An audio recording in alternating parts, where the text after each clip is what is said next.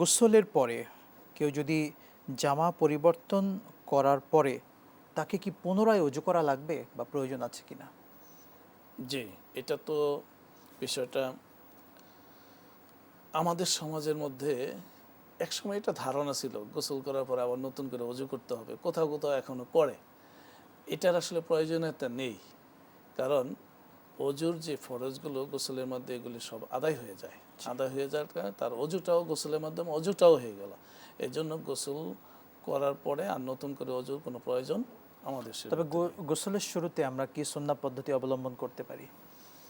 ওইটা তো অবশ্যই গোসলের শুরুতে আল্লাহ রসুল যে সমস্ত বিষয় সুন্নাহ হিসেবে আমাদেরকে দিয়েছেন, যে পানি ঢালার ক্ষেত্রে ডান দিকে ঢালা, আগে অজুটা করে নেওয়া, অজু প্রথমে সেরে ফেলা, অজুটা করে নেওয়া, তারপরে পানি ঢালা, অতিরিক্ত পানি ব্যবহার নষ্ট না করা, এরপরে আপনার এই পানির যে ইয়েটা পরিমিত পানি ব্যবহার করা, এভাবে সুন্দর মতন রাসূল বলছেন যে ব্যক্তি এই সুন্দর মতো অজু করে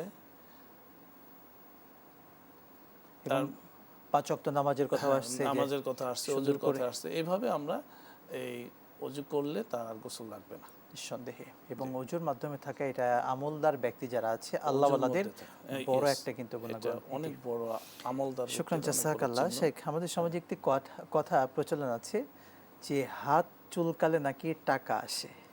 আসলে এটার ব্যাপারটা কি, ইসলাম কি এই ব্যাপারে কোনো কিছু বলেছে? না, আমি তো হাত চুলকাইলাম, টাকা তো আসলো না, আসছে না। এটা একটা কথার কথা। কে বা কারা তার প্রচলন করছে তা জানি না, কিন্তু এর সাথে ইসলামের কোনো সম্পর্ক নেই, শরীয়তের কোনো রিলেভেন্স এর মধ্যে নাই, সংযোগ নেই। শুকরান জাযাকাল্লাহ, আপনাকে অসংখ্য ধন্যবাদ, গুরুত্বপূর্ণ সময়টুকু আমাদেরকে দিয়েছেন।